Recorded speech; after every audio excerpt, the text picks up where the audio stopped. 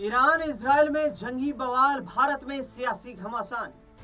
आखिरकार भारत के राजनीतिक दल ईरान और इजराइल के बीच चल रहे इस भीषण युद्ध में दो मत क्यों रखते हुए नजर आ रहे हैं? भारत के राजनीतिक दल राजनीतिक आधार को समझते हुए क्या अपनी राजनीतिक रोटियां सेकने में इस युद्ध को लेकर जुटे हुए हैं? यह सबसे बड़ा सवाल है।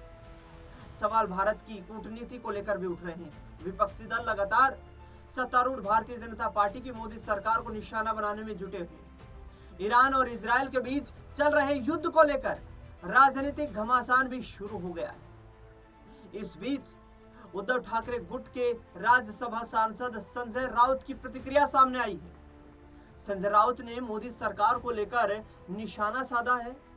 संजय राउत ने कहा कि प्रधानमंत्री मोदी को चाहिए कि वे अपने दोस्तों से कहे कि अब बहुत हो गया और इस जंग को रुकवाना चाहिए। यानी कि मोदी जी यहां से फोन उठाएं और ये कहें कि जंग को रोक दो भाई, बहुत हो गया है, और वो जंग रोक भी देंगे। अमेरिका और इजराइल, उनकी कोई डिप्लोमेसी नहीं है, वो क्या मोदी जी के कहने पर जंग लड़ रहे हैं? कैसा तर्क दिया जा रहा है? संजय राउत आगे कहते हुए नजर आ रहे हैं, अगर अमेरिकी राष्ट्रपति ट्रंप भारत और पाकिस्तान के युद्ध को रोक सकते हैं तो मोदी इतने बड़े नेता हैं कि वह विश्व गुरु है और इसलिए ईरान और इजराइल के युद्ध को भी रोक सकते हैं। उन्होंने आगे कहा कि इतिहास में ऐसा नेता न आज तक हुआ है और न ही भविष्य में कभी होगा। यहाँ एक और तर्क दिया गया संजय राउत की तरफ से, और संजय राउत ने कहा कि भाई भारत हमेशा ईरान का अच्छा और सच्चा मित्र रहा है, लेकिन मित्रता दिखाई कहां दी है जब भारत संकट में नजर आया है। पीएम मोदी द्वारा ईरान के सर्वोच्च नेता की मृत्यु पर संवेदना न व्यक्त करने की प्रतिक्रिया पर जवाब देते हुए संजय राउत ने कहा कि बहुत गंभीर मामला है।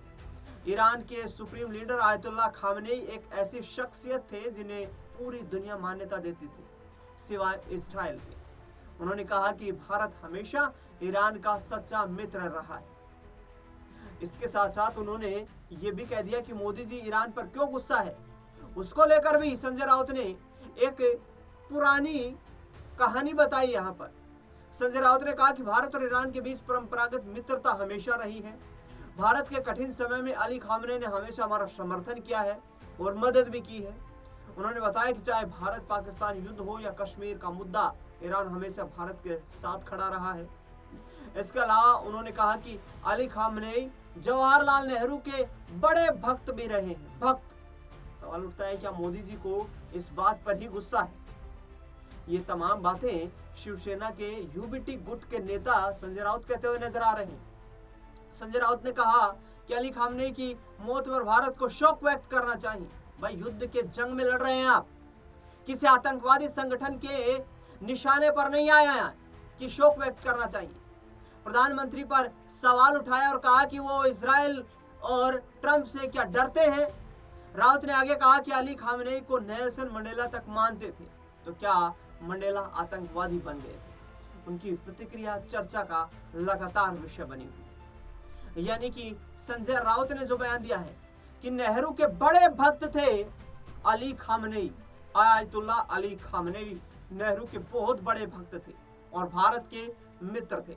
हम भी मानते इस बात को कि किताबों में हमने भी पढ़ा है, डिप्लोमेटिकली हमने देखा है कि भारत और ईरान के रिश्तों को लेकर यह कहा जाता है कि मजबूत संबंध रहे, सांस्कृतिक दृष्टिकोण से और व्यापारिक दृष्टिकोण से। लेकिन कुछ नेताओं का यह भी कहना है कि भारत और ईरान के संबंध जो रहे, राजनीतिक जानकार, पूर्व राजनयिक डिप्लोमेट जो रहे, उनका ये कहना है कि भाई दुकानदार था ईरान, भारत बड़ी मात्रा में वहां से तेल खरीदता था, भारत का प्रमुख कच्चे तेल का स्रोत ईरान से था और इसके बदले भारत से भी निर्यात वहां पर होता था। तो भारत और ईरान तो दुकानदारी कर रहे थे।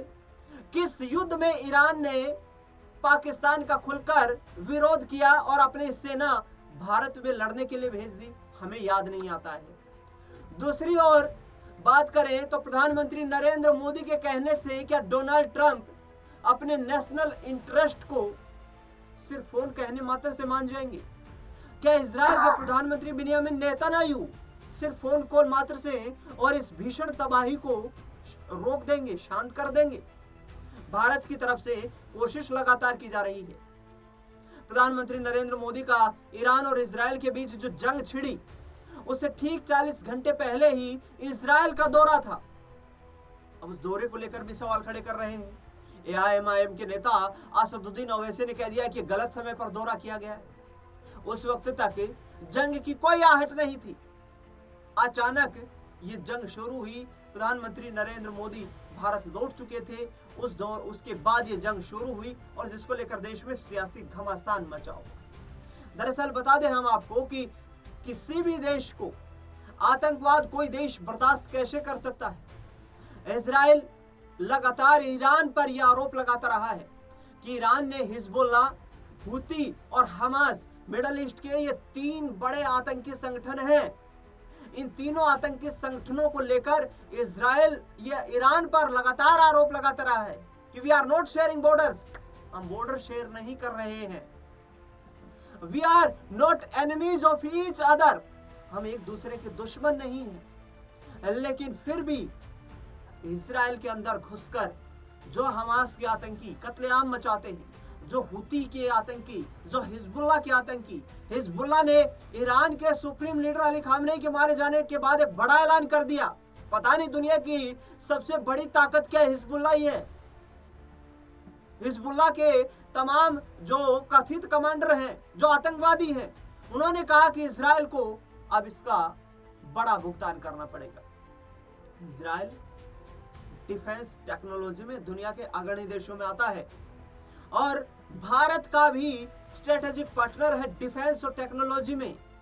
भारत और इजराइल के रिश्ते भी खराब नहीं हैं। ईरान से लंबे वक्त के हमारे पारंपरिक रिश्ते रहे हैं, लेकिन दुनिया के बदलते रवैये के चलते ईरान से ज्यादा मदद कहीं ना कहीं देखा जाए तो इजराइल से डिफेंस टेक्नोलॉजी में भारत को मिल रही है, जिससे कि भारत की सैन्य शक्ति मजबूत होती हुई नजर आ रही है। ईरान कच्चे तेल का व्यापार जरूर भारत के साथ करता था और भारत से ईरान का कच्चा तेल जो ईरान से भारत में लाया जाता था, जिसके माध्यम से भारत की अर्थव्यवस्था पटड़ी पर दौड़ती थी, वो एक अलग विषय है। लेकिन प्रधानमंत्री नरेंद्र मोदी के कहने से क्या डोनाल्ड ट्रंप और इजराइल के प्रधानमंत्री इस युद्ध को शांत कर देंगे, ये तर्क समझ नहीं आता है।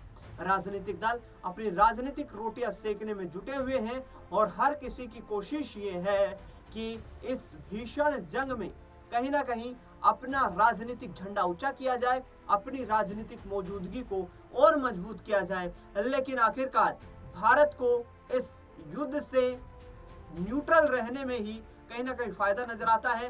प्रधानमंत्री नरेंद्र मोदी ये कहते हुए नजर आए कि ना हमारे ईरान से खराब रिश्ते हैं, ना इजराइल से खराब रिश्ते हैं। हम दुनिया में शांति की अपील करते हैं और दुनिया में शांति जब बनी रहेगी तो भारत की अर्थव्यवस्था को इससे एक नई मजबूती मिलती हुई नजर आएगी।